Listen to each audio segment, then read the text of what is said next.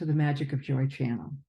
Today, I want to talk more about how joy is as a practice and some of the wonderful gifts it brings, because we are talking about joy as being much more than just a feeling. And when it's a practice, I've offered in one of the prior videos the idea of 3 pillars for a joy-filled life. They're the 3 C's. And it's worth looking at that video if you haven't yet. But essentially, what we're looking at is 3 important components of a joy-filled life. They're a foundation that you can basically live from. The first being constructive in your intention, cherishing and caring, and that's the energy you're bringing to things, and then serving the common good. And those 3 things automatically create safety and goodness around you. And so those are what we call in the 3 pillars for a joy-filled life. And that's what you begin with if you want to set up a practice in your life to create joy. So one of the things that's really important about it is that it changes what you pay your attention to and what you put your energy into, and that's really important. The first thing I find with joy is that it focuses you on what is practical and what needs your attention in the present. By its very nature, then, it eliminates a lot of distractions. And that doesn't mean that it limits possibilities. It just brings them down to earth, which is a good place to have them. So if you're working on building a house, you work on what comes next. This is a process approach to living and working. And it's a big relief from all of the high drama, social noise, the fighting, the conflict that consumes so much of our time. And what is it really bringing us? So this particular approach is more of a close to the bone quality in the way you live. And it's not harsh or severe, but the quality of engagement is much more direct. You meet the moment, and you can do so in a matter-of-fact way, which brings much satisfaction. You can feel and experience your interaction with the world, the results, and what works and what does not. You're very much in control in a way that's very, very different when it comes around to what we call control. It becomes more like having a conversation with the world. And so by its very nature and approach, it's ecological, and it feels good. So when you operate this way, what you discover is that all beings and aspects of life are part of a conversation with you. In essence, all of life is your family. Your relationship with the world is less hierarchical and it's more conversational. And that takes a load off because you're not worrying about who's above you or below you in some hierarchy and having issues of one kind or another. That consumes a lot of our time and energy. Hierarchies do a lot of damage both to our inner and outer lives. And the more we can temper them, the better. The next thing that's interesting is that we eliminate the manipulation that messes us up. The directness of joy-based living is respectful towards us and life. And so we develop a certain self-respect that comes from showing up in this way. That's better than any pat on the back from others.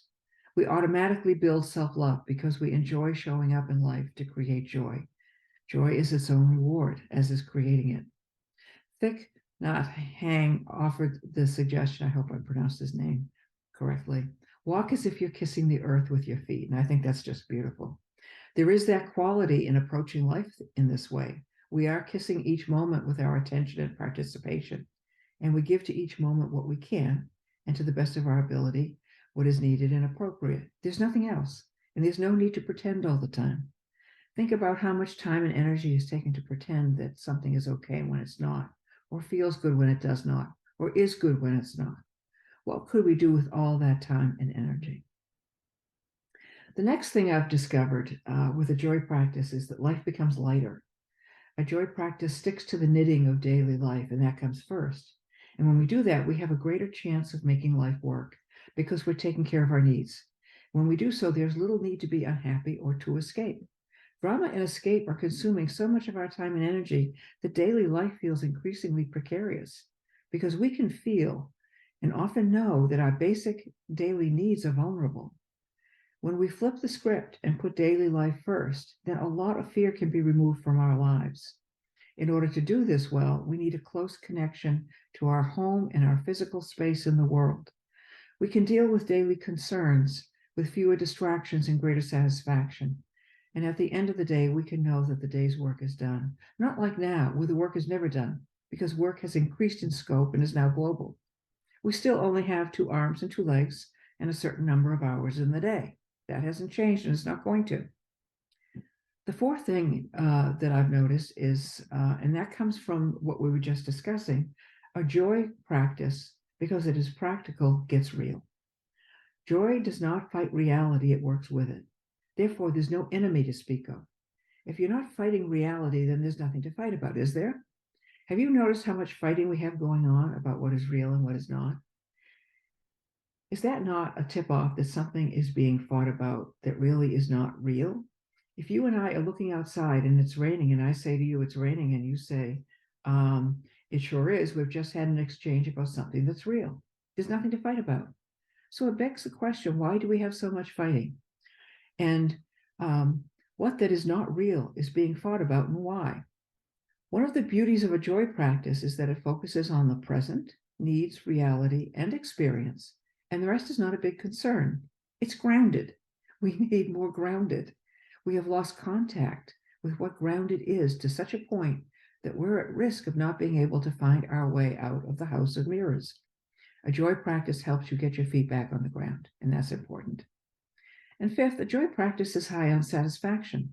Joy is something we generate, so all the awards, the praise, and the approval in the world are not a substitute for the joy we can create ourselves.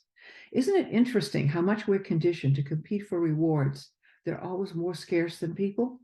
There's nothing wrong with embracing challenges and even some competition, especially around skills and sports. However, the gift of ourselves is more precious and satisfying than most other things in life. Even when something does not work out for one reason, that willingness to give of ourselves is a source of support and self-regard.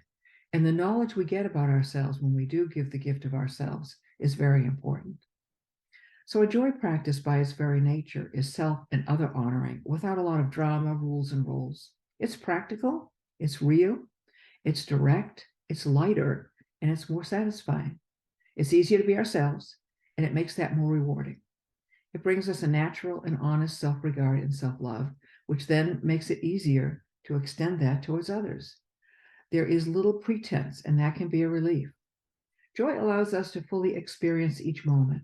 It's interesting how often we're not really allowed our experience, and how we're expected to manipulate ourselves to feel good and look good, even when we do not.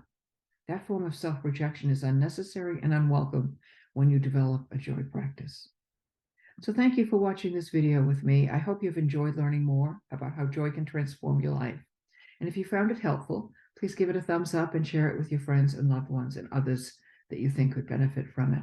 And don't forget to subscribe to our channel for more videos on the transformative power of joy.